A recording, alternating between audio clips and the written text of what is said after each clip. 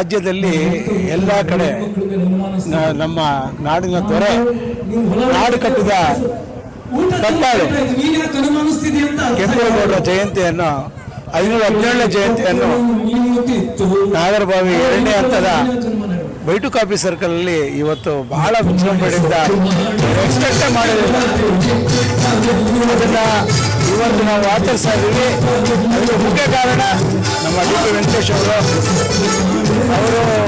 ಮಾತಾಡೋದು ಕಾರ್ಯಕ್ರಮ ಮಾಡೋಣ ಸರ್ ಅಂತ 1-2 ವರ್ಷ ಹೇಳ್ತಾ ಇದ್ರು ಮಾಡೋಣ ಇಲ್ಲ ವೆಂಕಟೇಶ್ ಮಾಡೋಣ ಇಲ್ಲಿ ಹಂಗೆ ಬಟ್ ಈ ಸಲ ಅವ್ರನ್ನ ನನ್ನ ಮಾತು ಕೇಳಲಿಲ್ಲ.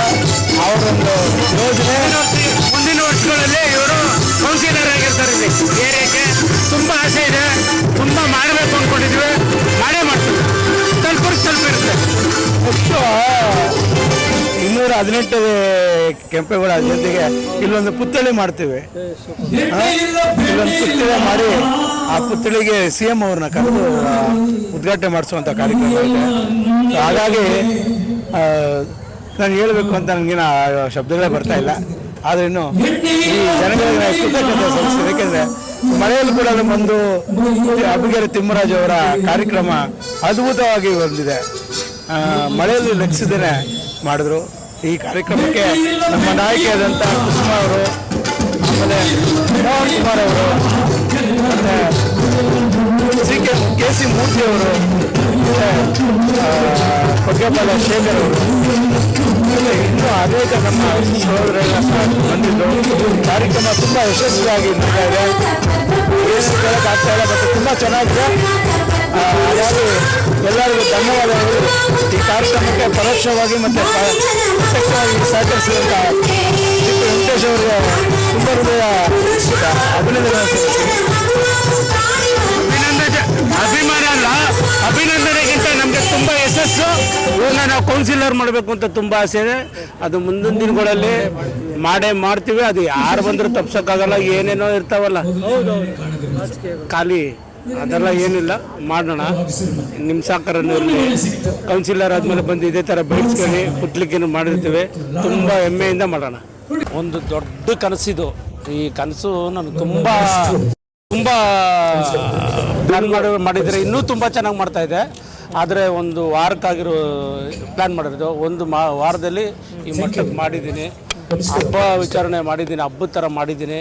ಇನ್ನು ಮುಂದಿನ ದಿನಗಳಲ್ಲಿ ಮುಟ್ಲಿಕ್ಕೆ ಓಪನ್ ಮಾಡ್ತೀನಿ. ಮುಂದಿನ ವರ್ಷ ಸಾಹೇಬ್ರನ್ನ ಕರೆಸ್ತೀವಿ, ದೊಡ್ಡವ್ರನ್ನ ಈ ಕರೆಸಿ ದೊಡ್ಡ ಮಟ್ಟದಲ್ಲಿ ಒಂದು ಇದು ಮಾಡಬೇಕು. ಅದು ಒಳ್ಳೆ ಯಶಸ್ಸು ಇರುತ್ತೆ. ನೀವು ಇನ್ನೊಂದ್ಸತಿ ಬಂದಾಗ ತುಂಬಾ ಖುಷಿ ಪಡಿ. ನಮ್ಮ ಮೂಲಕ ಸರ್ಕಾರಕ್ಕೆ ಮನವಿ ಮಾಡಬೇಕು ಅಂದ್ರೆ ಸರ್ಕಾರಕ್ಕೆ ನಮ್ಮ ಸಾಹೇಬ್ರು ಏನು ಮನವಿಗಿನ್ವಿ ಏನಿಲ್ಲ.